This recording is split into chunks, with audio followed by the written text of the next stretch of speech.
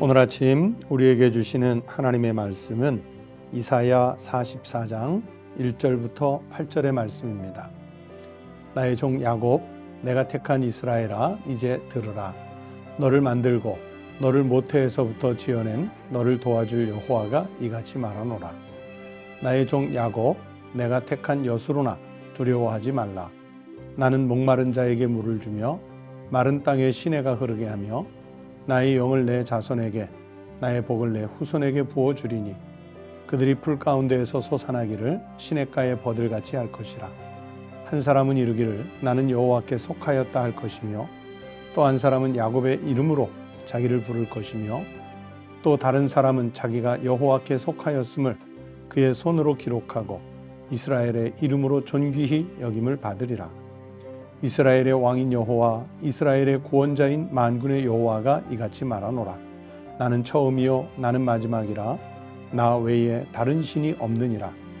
내가 영원한 백성을 세운 이후로 나처럼 외치며 알리며 나에게 설명할 자가 누구냐. 있거든 될 일과 장차 올 일을 그들에게 알릴지어다. 너희는 두려워하지 말며 겁내지 말라. 내가 예로부터 너희에게 듣게 하지 아니하였느냐. 알리지 아니하였느냐. 너희는 나의 증인이라. 나 외에 신이 있겠느냐. 과연 반석은 없나니 다른 신이 있음을 내가 알지 못하노라.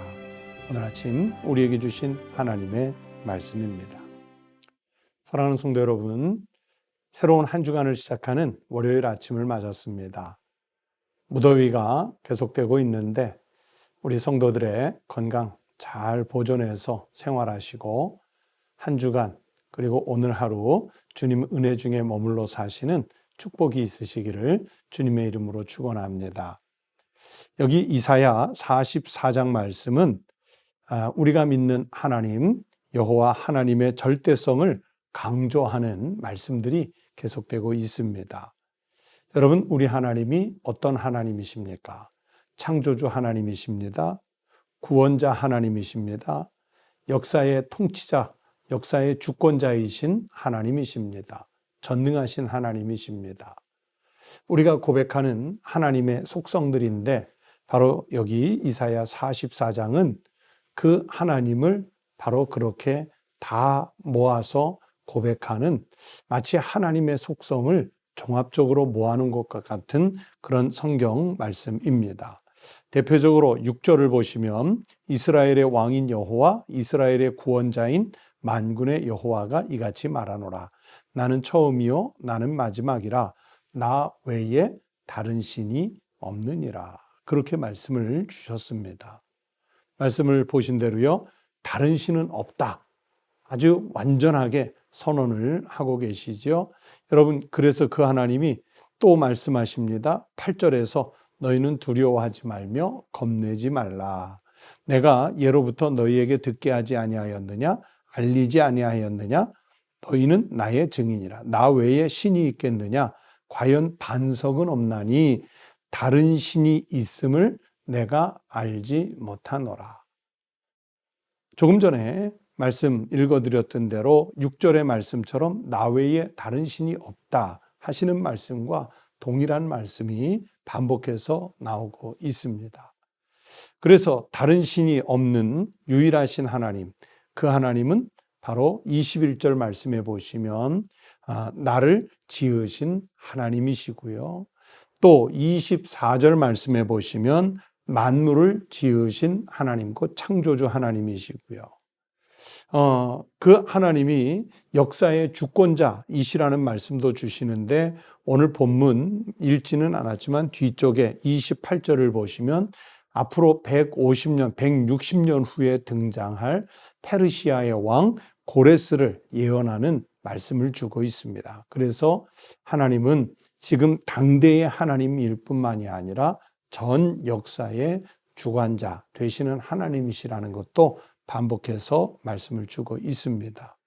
이렇게 전능하신 하나님이 이스라엘을 선택하셨습니다. 그리고 선택을 해 놓으실 뿐만 아니라 절대적으로 하나님의 선민들을 보호해 주실 것이라는 약속의 말씀을 여기에서 주시고 있습니다. 오늘 본문 1절부터 8절 읽었는데요. 이 말씀을 중심으로 조금 생각해 보려고 합니다. 오늘 여기 44장 말씀은 바로 앞장 43장과 비슷한 내용의 말씀입니다. 그래서 1절, 2절에 보면 하나님이 선민들을 위로하는 말씀을 주셨고 3절에서는 보호를 약속하시는 말씀을 주셨습니다. 그리고 8절에서는 그렇게 우리가 하나님의 보호 받고 있기 때문에 하나님의 선민, 즉 이스라엘은 앞으로 하나님의 증인이 되는 삶을 살아야 한다 하는 내용의 말씀을 1절부터 8절 사이에서 주셨습니다. 여러분, 우리가 믿는 하나님은요, 단순히 보호만 하고 계시는 하나님이 아니라 우리에게 복을 부어 주시는 하나님이시라는 것을 성경이 말씀하고 있습니다. 그래서 오늘 본문 3절에 보시면 나는 목마른 자에게 물을 주며 마른 땅에 시내가 흐르게 하며 나의 영을 내 자손에게 나의 복을 내 후손에게 부어 주리니. 복을 어떻게 하신다고요? 복을 부어 주시리니. 여러분, 목마른 자에게 제일 귀한 복이 무엇일까요? 목마른 자에게 돈을 가져다 주는 것, 명예를 가져다 주는 것 다 소용없지요. 물을 주는 것이잖아요. 마른 땅에 복을 준다는 것이 여러분 무엇이겠습니까? 그 마른 땅에 마음껏 열매 맺어 보라고 파종하는 게 복일까요? 아닙니다. 그 마른 땅에는 시내가 흐르게 하는 것이 제일 큰 복이지 않습니까? 그런 것처럼 하나님께서 우리 자신에게, 우리 자손에게, 우리 후손들에게 복을 그렇게 부어 주시겠다. 목마른 자에게 물을 주듯이 마른 땅에 하나님께서 시내를 내 주시듯이 그렇게 복을 주시겠다. 적극적으로 복을 주시는 하나님이시라는 것을 이 성경이 말씀해 주시고 있습니다. 여러분, 이 말씀을 우리가 묵상하면서 그래서 생각할 것이 있습니다. 첫째는 이스라엘은 하나님의 선민, 즉 선택된 민족이라는 사실을 기억해야 하는 것입니다. 여러분, 오늘은 누가 선민일까요? 다른 사람이 아닙니다. 바로 내가 하나님의 새로운 선민, 우리 교회 공동체, 즉 우리가 바로 하나님께서 선택하신 새로운 선민들입니다. 이 새로운 선민은 어떤 조건으로 선민이 되었느냐? 바로 예수 그리스도를 구주로 믿고 구주로 고백한, 그래서 구원을 받은 그 백성들이, 즉 성도들이 선택된 백성, 선민이 되었습니다.